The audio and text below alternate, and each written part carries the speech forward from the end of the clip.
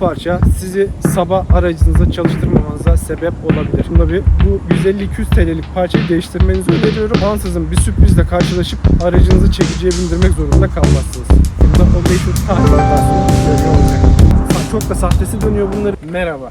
Bugün BMW'lerin kronik problemli diye bilinen N13 motoru hakkında konuşacağız. Yaklaşık 80.000 kilometredir bu aracı kullanıyorum. 110.000 kilometrede aldığım aracım yaklaşık 190.000 kilometreye yaklaştı. Söylemese bile sizin bilmeniz gereken neler var? Bunları konuşuyor olacağız. Evet arkadaşlar, N13 kodlu bir motora sahipsiniz. Bu aracı aldınız ve artık sağlıklı bir şekilde keyfini ala binmek istiyorsunuz. Peki normal yağ bakımından yağ bakımına gitmek dışında ne yapmalısınız? Size şimdi bunlardan bahsedeceğim. Öncelikle yağ bakımlarınızı mümkün olduğunca 10.000 seviyesinin üstüne çıkartmamaya çalışın. Hatta 7-8 binde bir yağ değiştirin. Yağ seçiminiz mutlaka kaliteli yağlardan olsun. Bunun içerisinde zaten çok ısınan bu motorun çok da kaliteli yağlarla sağlıklı çalışması demek olacaktır. Antifriz seviyesini kontrol edin. Antifriz seviyesi bu araçlarda aslında %50-50 öneriliyor. Mutlaka NF onaylı ve mavi ya da yeşil antifriz kullanın. BMW'lerde kırmızı antifriz kesinlikle kullanmayın. Bu çok önemli bir kıstas. Hatta aracınızı aldığınız zaman ne zaman antifriz değiştiğini bilmiyorsanız siz yine yenilemek amaçlı antifrizinizi komple yenileyin. %50 antifriz, %50 saf su oranıyla aracınızdaki tüm soğutma sıvısını değiştirin.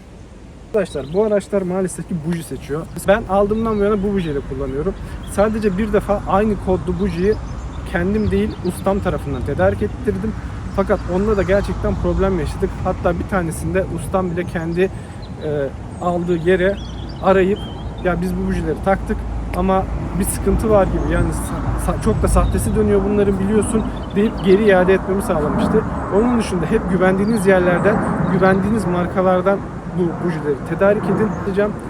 Peki bujimizi seçtik, doğru buji kullanıyoruz da ne olacak? Ömürlük mü buji? Hayır. Benim size önerim şu olacak. Her iki bakımda mutlaka buji takımınızı değiştirin. Çünkü bu zaten 20 binlik bir periyoda denk geliyor. Şimdi 22 binlik bir periyottaki bir buji değiştirdiğimde buji için bir buji testi yapmıştık. Onu da şu köşeye koyuyorum. Ustamın yorumu bujinin artık yavaş yavaş kendini bitmeye gelmiş olmasıydı. 3-5 bin kilometre daha kullansaydım muhtemelen aracımda o meşhur tahrik hatasını görüyor olacak. Kaliteli filtre kullanın. Arkadaşlar aldığınız filtrelerin mutlaka kaliteli filtre markalar olması ve bu markaların da gerçekten referanslı bilindik yerlerden tedarik edilmesini sağlayın.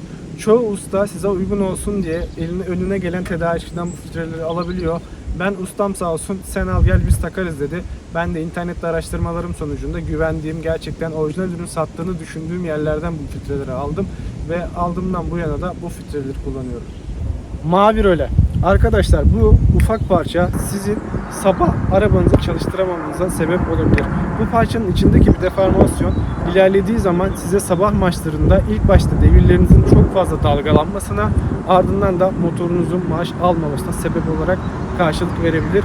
Size tavsiyem 3 bakımdaki bu parçayı değiştirmeniz. Bu şekilde tamamen aklınızdan çıkmış bir şekilde sürpriz yaşamadan aracınızı kullanabilirsiniz. Ustamın önerisi 2 bakım ama ben yine de kendi tecrübelerime göre 3 bakımda da değiştirmenin yeterli olacağını düşünüyorum. Bir diğer parçamız ise bu küçük parça. Arkadaşlar bu parça su haznesinin hava alma tapası. Fakat bunlar o kadar kötü ki belli bir süre sonra mutlaka deliniyor. Ya ortasından su kaçırmaya başlıyor ya da komple bu görmüş olduğunuz kısmını atıyor ve oradan çok şiddetli bir su kaçağına sebep oluyor. Ben bunu 2 kez yaşadım. Bir tanesinde çok az bir su kaçağı yaşadığım için direkt ustamı aradım. Yanına gittim sanayiye. Allah'tan müsaittim. Sanayiye yakındım. Söktük taktık ve problem çözüldü. Fakat ikinci yaşadığımda ise çok daha büyük bir su kaçağı vardı.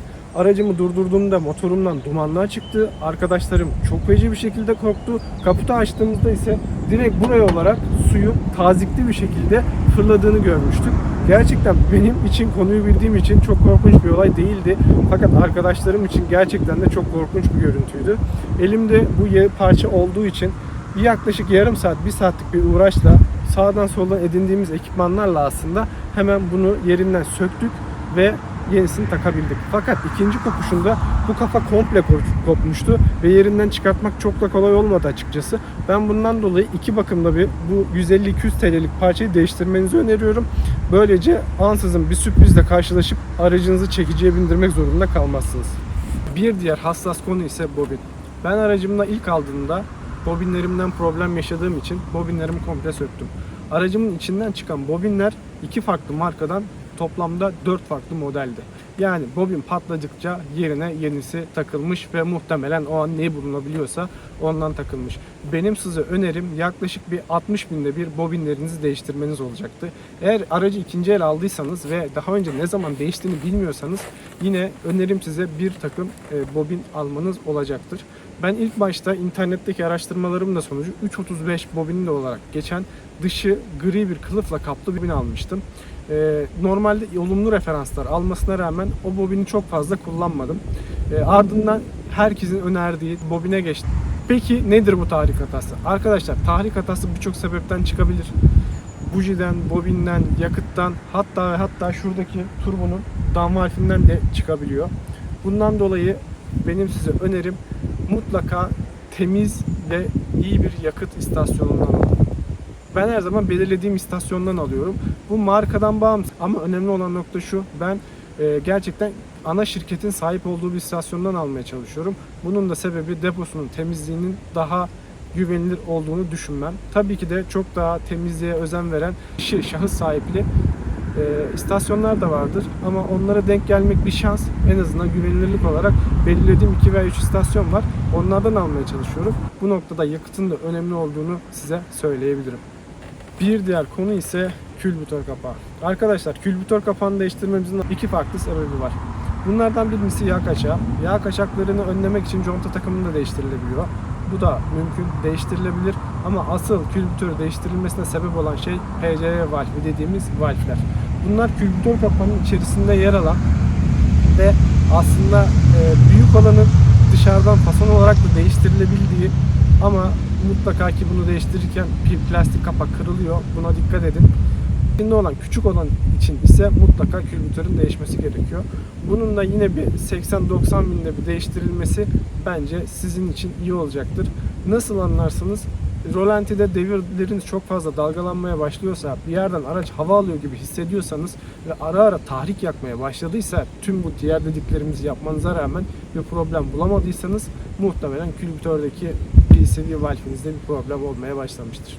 Diğer bir konu ise şanzıman yağ soğutucusu. Arkadaşlar bu araçlarda bilinen en büyük problemlerden belki de bir tanesi. Bunun sebebi farklı antifriz kullanımı olan var. Bunun sebebinin antifrizin yanlış kullanılması diyen var ki bence o muhtemelen ve ömrünün de dolduğunu söyleyen de çok var. Ama ben tedbir olması açısından orijinaliyle kendi şanzıman yağ soğutucusunu değiştirdim. Bu yağ soğutucusu patladığı zaman motor suyu ve şanzıman yağı birbirine karışıyor. Bunun karışma sonucunda maalesef ki şanzımanın inip temizlenmesi gerekiyor. Eğer çok erken safhada bunu tespit edebilirseniz problem olmadığı söyleniyor. Ama dediğim gibi biraz şans, şanzıman inip gerekli temizlikler sağlandıktan sonra gerçekten eskisi gibi kullanılan şanzıman da var. Ama bir türlü dikiş tutmadı ve ben şanzımanı revizyona gönderdim demek de diyen de var.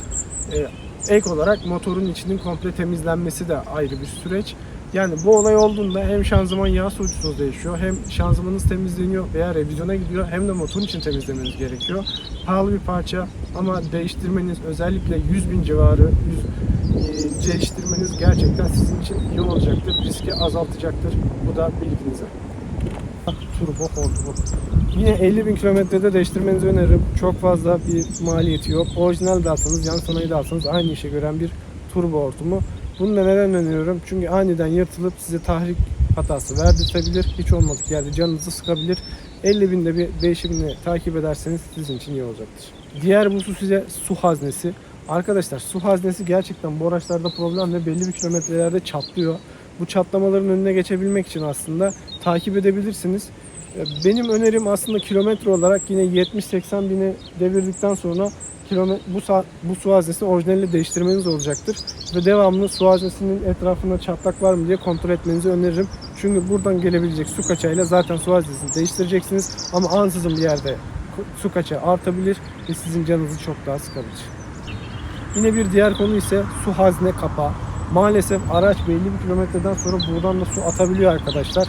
Benim tavsiyem sırf güvenli olması açısından 50 binde bir bu kapağın değişimini sağlamak. Bir diğer tavsiyem ise bu dam valve parçanız. Çünkü bu parçanın orijinalinde bulunan valve bir zaman sonra yırtılıyor. Özellikle yazılım yapılan araçlarda bu daha hızlı patlıyor ve bunun önüne geçmek için şöyle bir valve yapılmış. Ben aldığımda bu vardı ve burayla ilgili herhangi bir problem yaşamadım.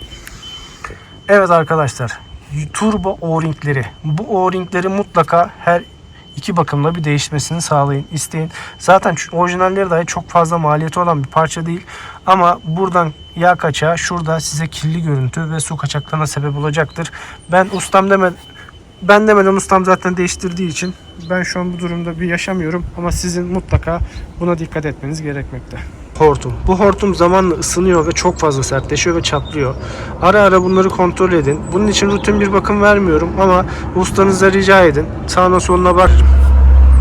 Evet, ne çok şey saydık değil mi? Aslında N13'ün problemli denmesinin asıl sebebi bu. N13 problemli bir motor. Aslında problemlerin hepsinin bir çözümü var. Ama bu problemleri çözmek, yaşamamak gerçekten maliyetli. Özellikle borç alınmış bir BMW'yi idame etmek gerçekten bu konuda zor. N13 motor özelinde bunları yapmak gerçekten motoru daha sorunsuz binmenize sebep olacaktır. Evet, birçok problemden bahsettik. Aslında bunların birçoğu sarf malzeme ama bunları değiştirmezsek maalesef bu araçlar bize problem açıyorlar. Bunları aslında kısa, orta ve uzun vadeli bakım periyotları olarak düşünebilirsiniz. Bu araçların ne kadar problemli olduğunu gerçekten de zaten bu listeden de anlayabiliyoruz. Ama şunu da unutmayalım arkadaşlar. Problemli araç yok, bakımsız araç var.